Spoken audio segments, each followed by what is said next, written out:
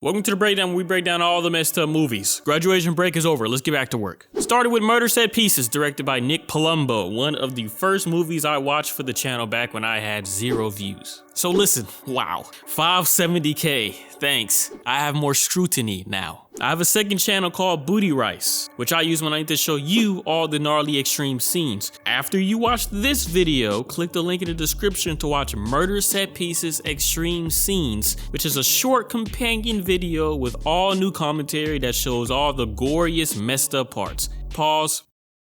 You see this? It says disturbing breakdowns. Whoa. Starting in 2023, I'm breaking down the disturbing breakdown into 3 categories. Disturbing breakdown, extreme stuff, you know. Distressing breakdowns, movies like Bully, Ken Park, Bastard Out of Carolina, social awareness, realistic topics. And finally, daunting breakdown, movies like Brain Dead or Pieces or any low budget kind of horror movies. The fun movies so we can de-stress after so much fictional hardship. I know you'll love it, so stay tuned and you'll see what I mean. Back to this, Murder Set Pieces, directed by Nick Palumbo, one of the most extreme movies I've ever seen. The photographer is a German psychopath that won't stop attacking every model that he scouts. Okay, I bored you enough, let's get right into it. If you want to see what happens, including all the messed up parts, stay tuned for the breakdown. Cue the Gohan.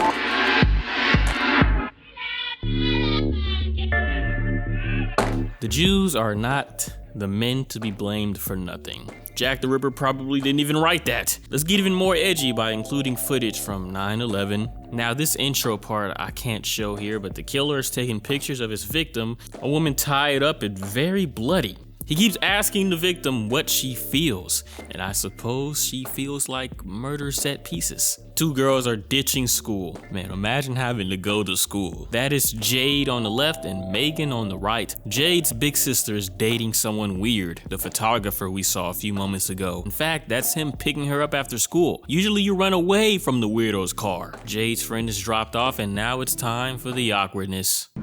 So how was your first day at school, Jade? First day? You skipped the first day of school? I mean, to be honest, it ain't like y'all took a test. But you can't be missing out on the first day. He mentions loving to take pictures because pictures capture a state that lives forever. But this little girl feels that nothing lasts forever. Because pictures never lie. Frame of a 35mm camera is alive. It lasts forever. Unlike people. Nothing lasts forever. What happens to you when you die? I don't know. I guess it just rot away. And I thought teens today were all knowledgeable and dark. The photographer is dating her big sister, a hairdresser who can't stop talking about the German prince she's dating. A German prince who lives on a dark road and eats the bloodiest meat possible. Why is she messing with him? He doesn't even like her at all. See, that's a problem with women. Women have an iron deficiency. I mean, yeah, that's true, but why did you have to say it like an incel? You ready to go home, sis? Jade takes a bathroom break, secretly going around the house and finding all the nude models. And a picture of a Nazi. The photographer is the offspring of a Nazi.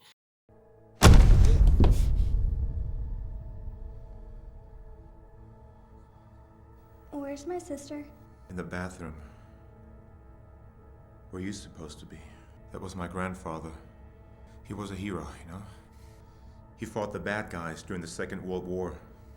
Look, everybody knows the winners are the one who determine who the bad guys are, but the Nazis were so terrible that even if we lost, they'd still be the bad guys. To get over being schooled in history by the little girl, he goes out and does what every disturbing movie serial killer does, walk around in public. He finds Andrea, who becomes accustomed to modeling very quickly. Now, Andrea is hot, too hot for y'all to see here. So spicy that he gets a nosebleed that awakens an urge to kill. Just like Dr. Lamb, it all starts with his mom. Moms and serial killers seems like a good little research video, even though these moms don't seem to be encouraging bad serial killer tactics. The photographer is taking pictures of his girlfriend's little sister and her friend who happen to be roasting him. Grandfather was a Nazi.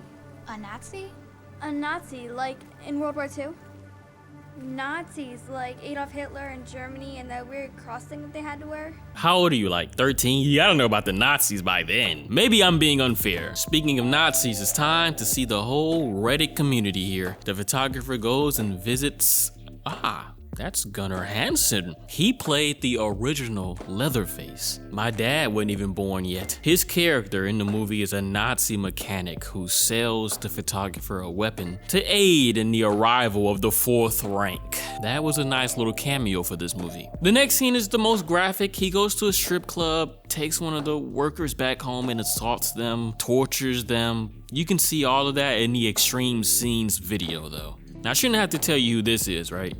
Y'all know who that is. Another horror icon, Tony Todd, as a shopkeeper of a sex shop. The photographer comes in saying he's looking for a snuff film called The Nutbag. Nutbag was Nick Palumbo's previous film. You can buy it on Amazon, actually. You don't have to go all the way out here to get that. Just before the photographer stabs him, 3 robbers so happen to come in, shooting up the place. A security guard gets blasted by... Is that Fred Vogel? He played Peter in August Underground. Maybe this is Peter. Maybe this is like a crossover. The other robber just shoots this random customer for no reason, and then he shoots this girl. He's like Bishop in Juice with a thrill to kill. Surprisingly, the photographer stops the robbers and kills both. The shopkeeper loves that he did that and apologizes for being mean, but he's shot anyway. Only one survivor, and I think that is Christy Wiles, who played Krusty in August Underground Mortem. So pretty soon it's Halloween. I wish I could trick or treat as an adult without it being weird. That's my honest to God opinion. I just really like candy and I like that ritual. Now I want to announce a trigger warning for the next scene. A little girl is attacked by the photographer. I'm not showing all the blood or anything in the video, but still just knowing about it is a little extreme. You can see me explain the whole disturbing scene in the Extreme Scenes video in the description, but it's quite disturbing to see how far this film goes in that direction. Reminds me of a serious version of Untold Story, which had a similar scene. He imagines all of his child victims while listening to Adolf Hitler speak, and one of them is Jade's friend, Megan. The photographer has been hiding a child with this German woman who is tired of his shit. He kills her off screen, but then aims to do the same to his baby. Who let their baby be in this movie for this scene in particular? And like, this baby is really crying out of fear too. It's too much. He has a nightmare about 9/11, which I'm sure was just put in to be edgy, since this takes place like 3 years after. Now we're in the final arc of the movie. Jade is trying to find out what happened to her friend Megan and gets in some random pedestrian's car, hoping they will take them to the photographer's house. Now it's ironic, since this man is Edwin Neal, who played the hitchhiker in Texas Chainsaw Massacre, and now he's got his own little hitchhiker brat in the back. Yeah, Jade, this is the worst thing you could do, even as a grown woman. This just looks like it will end bad. But thankfully, it ended just fine. The man drops her off right by the photographer's house and tells her, don't ever hitchhike again. Using the spare key that was given to her big sister, she enters the mansion with no idea what is going to happen. At the very least, she gets a knife. He's getting ready to chainsaw someone, and this little cutscene reminds me of a You Lose cutscene that you would see once you fail a point-and-click game on one of those horror gaming websites. Middle school days. She finds the entrance, but alerts the photographer, who scares the brains out of her. And I say that because going back upstairs after he does that requires single-digit IQ points. She hides under the bed, and it's a big-ass bed.